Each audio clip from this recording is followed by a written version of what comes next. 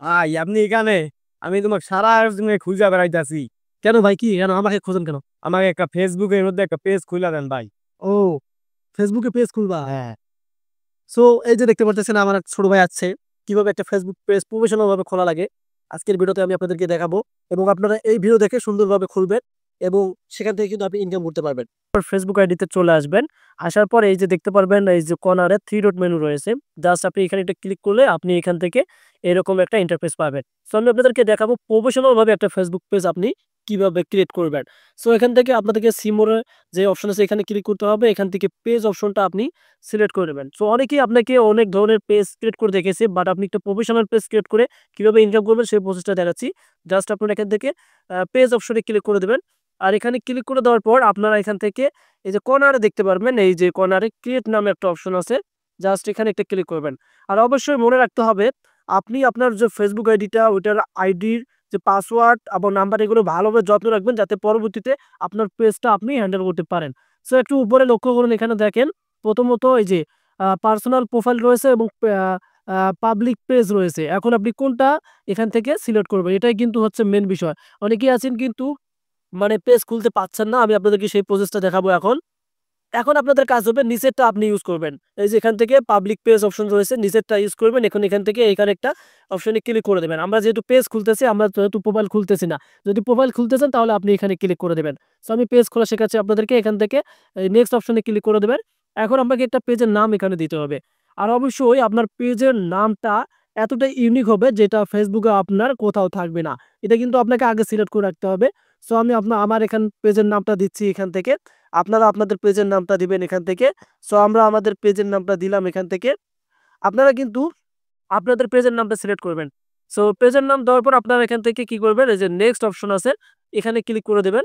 So আবার বলতেছি পেজের নামটা আপনি আগে থেকে সিলেক্ট করে নেবেন যেটা ইউনিক নেম হবে। দেন এখান থেকে আপনারা এই যে ভিডিও ক্রিয়েটর দিতে পারেন। জাস্ট কিন্তু বর্তমানে আসবে না, এখান থেকে আপনি ডিজিটাল ক্রিয়েটরটা দিবেন।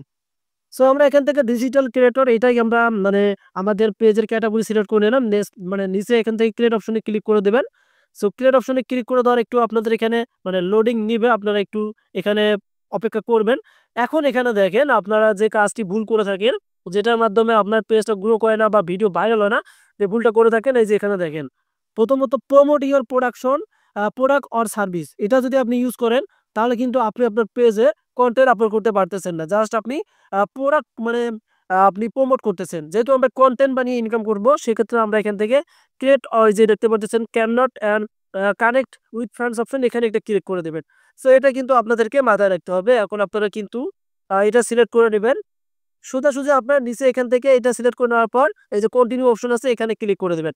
সো কন্টিনিউ ক্লিক করে দেওয়ার পর আপনারা এখান থেকে দেখতে পারবেন আপনাদের এই যে বায়ো যেটা আছে আপনি আপনার পেজ সম্পর্কে লিখবেন, ওয়েবসাইট থাকলে ওয়েবসাইট দিবেন, ইমেল থাকলে ইমেল দিবেন এবং নিচে আপনারা এখান থেকে দেখতে পারবেন আপনার ফোন নাম্বার, লোকেশন মানে সব ডিটেলস আছে।